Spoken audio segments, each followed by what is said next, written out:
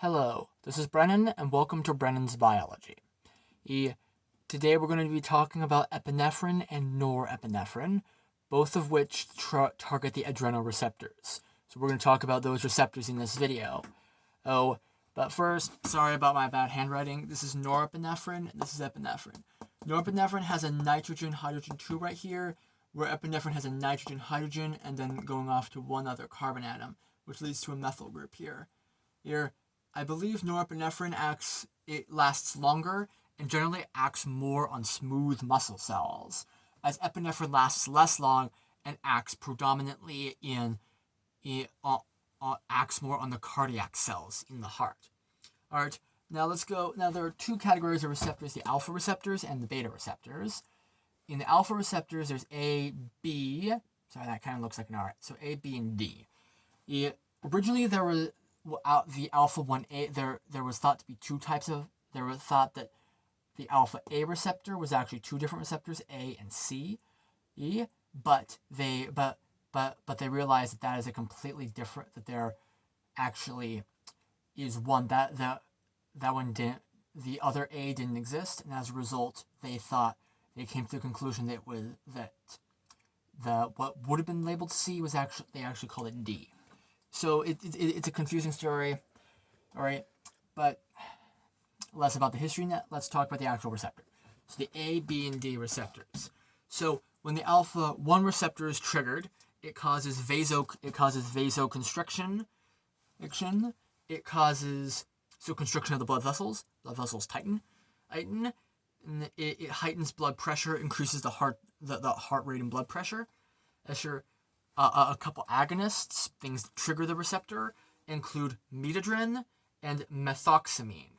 They are both used to treat hypotension and bradycardia. So high blood pressure hypotension, low blood pressure, and bradycardia, low heart rate. Now, the alpha 2 receptor does the exact opposite thing. It causes vasorelaxation. Vasodilation is what it's called. So the blood vessels relax. It relaxes smooth muscle cells, and it lowers heart rate and blood pressure. A couple agonists include clonidine and guanfacine. And they're interestingly used to treat ADHD. I'll talk about that in the ADHD video later on. However, they were originally created as antihypertensives. Now so they're used to treat hypertension. Okay, so we've covered the alpha receptors. Now we're going to go to the beta receptors. These are fun. And so the beta 1 receptor primarily exists in your heart. Agonists of it, so things that trigger it, things that target the receptor and activate it, are used to treat bradycardia predominantly. Not so much hypotension, but bradycardia. It activates adenyl cyclase and increases cyclic AMP.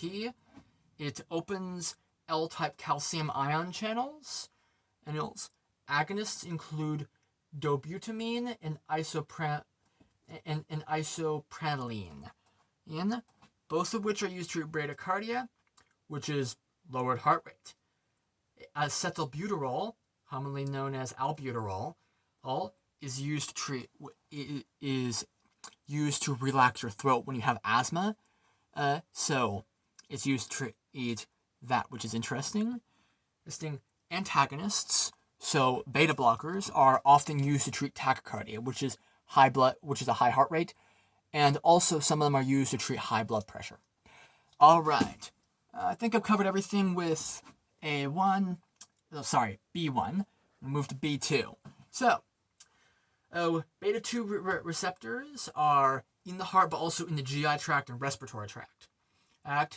And as a result, beta 2 blockers aren't good for you. Shouldn't have them to treat hypertension, and because they unless you also have something like cardiopulmonary hypertension, which is hypertension in the lungs. If you just have regular hypertension or tachycardia, taking them will also relax the lungs, relax blood vessels in the lungs, and when the blood vessels in the lungs are too relaxed, if that's not a problem, that's not good. So doctors will generally prefer you to take beta 1 blockers. However, again, I'm not a doctor. Don't take I'm not giving you advice here. I'm just giving information. Talk to a doctor before you start any new medications. Well, anyway, back to the lecture. So, beta 2 receptors, they're in the GI tract, respiratory system. They're like their beta 1 counterparts. When activated, they increase adenylated cyclase, they increase cyclic AMP, and activate the L-type calcium ion channels. It also activates protein kinase. It is also worth noting that they also inhibit histamine release from mast cells, which means that in future they might actually beta 2 agonists might actually work as mast cell stabilizers in future pharmacological development. It's actually something I'll work on. I will work on. And they are also things like albuterol. Is a beta 2 agonist. It relaxes as your throat and your body. Not just your heart has beta 2 receptors. It relaxes your throat. It relaxes your GI tract. But it's like albuterol relaxes your throat. Yeah. So anyway, let's continue. Antagonists of these receptors are not generally used to treat hypertension or tachycardia, as they also affect the respiratory system, and as I stated before, or we don't really want to antagonize that too much. Alright, beta 3 receptors. So, interestingly, the beta 3 receptor enhances when activated, so it's triggered, it enhances thermogenesis. Agonists include mirabegron, which is used to treat overactive bladder, as it causes constriction in that area, and constriction. Yeah, it causes constriction within the urinary system, which I find interesting. Again, you wouldn't want to use that for hypertension, as you generally want a beta 1 blocker for that. And another example is nebivolol. Hope I said that right. Which is interesting because it also it antagonizes the beta 1 receptor, but it also acts as an agonist at beta 3. So those are the beta. That is the primary. Those are the beta receptors. I find it very interesting. We'll talk about this later, but also these things are highly influenced by dopamine levels and serotonin levels. That serotonin video is going to be quite long. But let's see. Is there anything else I need to say here? Oh, I think I've covered everything I wanted to cover in this video. Oh, again, I'm not a doctor. Don't take anything that I'm saying as medical advice. I'm simply providing information to the best of my knowledge. Also, sorry about stepping away constantly. I need to step away as I'm in a small space to point at these. So, I think I've covered everything I want to cover. Thank you very much for listening. Please subscribe, comment, and also please tell me what you want me to cover in the future, or that way I know what you guys want. Thank you very much for listening.